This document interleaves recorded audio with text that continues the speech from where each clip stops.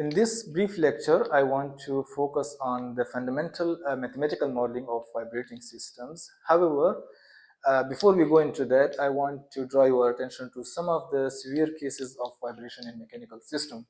We all enjoy the transport and traveling in cars, buses, trains, and they all include high-speed rotating shafts.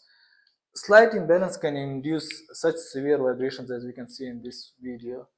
Uh, Similarly, in high-tech jets and aeroplanes, vibrations can prove fatal at times, such as this pilot had to perform crash landing due to experiencing severe vibrations mid-flight.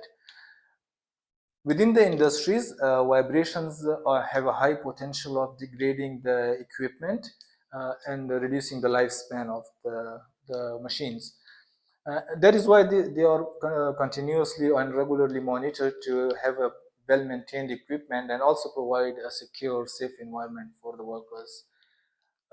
To understand and encounter all these kind of vibrations, a very standard mass spring damper system is introduced that consists of three components, as the name says: the mass, the spring, and the damper.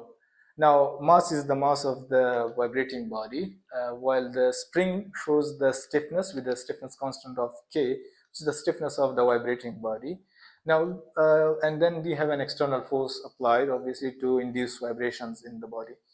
Now, we can imagine a system that has a mass attached to a spring, and initially we apply a force to it, and after it is deflected from its, let's say, original position, we release the force. So what will happen? As you can see in this, this simulation, the mass will keep on vibrating with the constant maximum amplitude, and it will keep on vibrating and oscillating indefinitely. It will never come to a stop if there is no other force trying to stop it, and if there is no any external force. So this is very impractical. So practically what happens is that the amplitude slightly reduces and then reduces even further until it comes to zero, as we can see in this case. And that is only possible when we introduce a damper system. It's not only a spring that is there now. And that's why we have the third component, the damper, with the damping or viscous damping constant of B in this case. Now what we have is we want to create a mathematical model for this case, which is like also known as the EOM, or equation of motion. And to do that, we need to create a free body diagram of this independent system. Now, free body diagram means we show all the forces, and we have the body on which the forces are applied. In this case, we have three forces, and having a resultant force, which is actually the resultant of these three forces.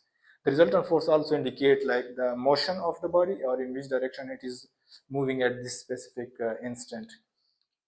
Now let's try to derive a mathematical model for this system. First of all, we need to know what are the forces that we have.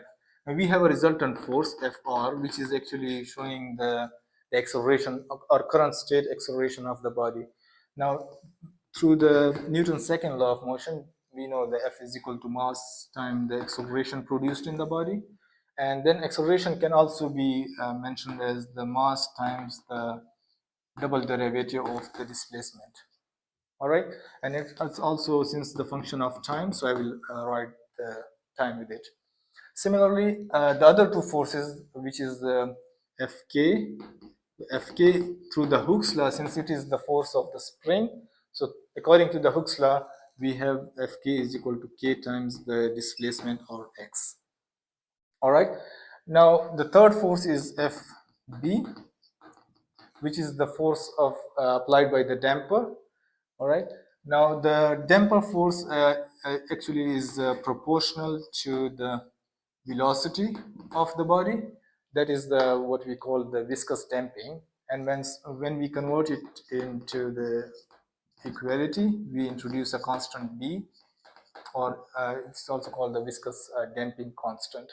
So now we have the all the four forces, 1, 2, 3, and then we have an external force as well, which would be kept as if you are talking about with respect to time, so it would be kept as this.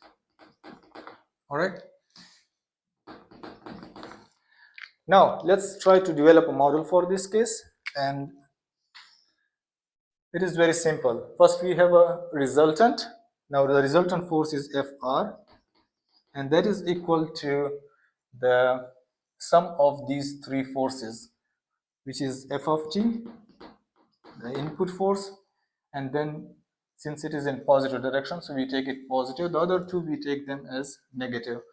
So that would be negative Fk and negative Fb. All right. Now we have the forces. We just take these forces in terms of x and then try to insert the values in here. So this would be mx double dot. This would be kept as same, the input force. This would be kx, and then we have bx dot.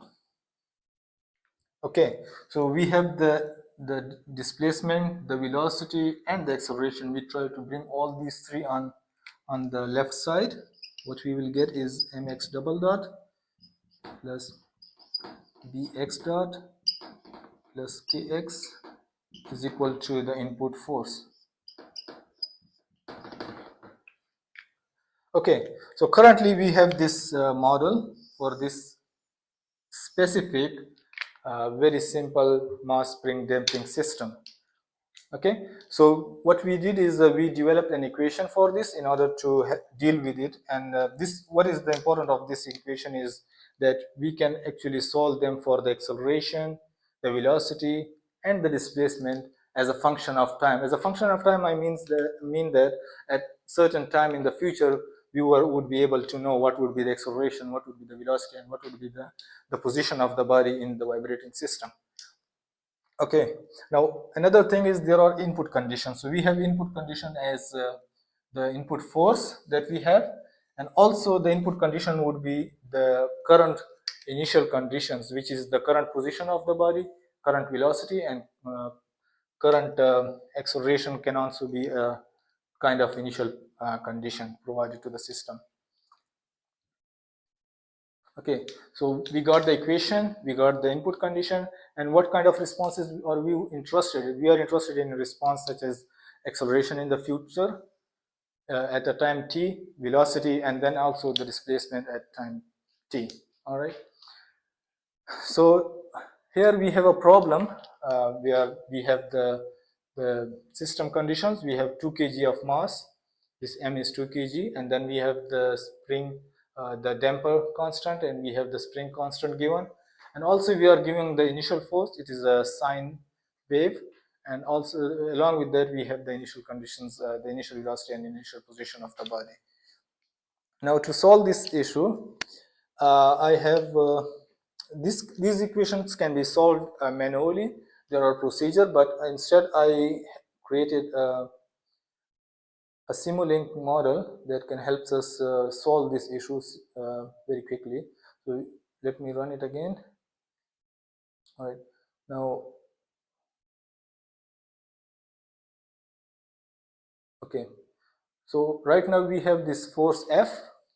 You can see the sinusoidal wave as the force was in a sinusoidal wave, and then due to this applied force, the position with respect to time. So this is, let's say, the amplitude of the vibration, and then this is x is the time. So with respect to time, how the amplitude of the body varies. So that's the displacement, and then we have the velocity. So again, the velocity curve along with the displacement, and finally our acceleration that we are interested in. So these are the things that we can actually do manually as well as through different softwares that we have, very handy tools that are very helpful in solving these type of problems very quickly. Okay, for now we only talked about the complexity and how dangerous these vibrations can be, but there are also very useful vibrations such as vibrations of our phone, because when we have a phone in a silent mode, we cannot hear it, so it vibrates. That's very helpful. Secondly, game controller. They also have this vibrator inside it that gives us kind of a feeling of playing a game, and at the same time it is helpful in giving us warning signs or something like that in the gaming for the gamers. So very helpful again. Finally, in industries, these vibrators can be used multiple at multiple occasions. Like for example, in this case, a conveyor, vibratory conveyor is shown, which is helpful in transporting one thing to another, one from one place to another place, uh, and very effective tools. So that's all from me. Thank you very much.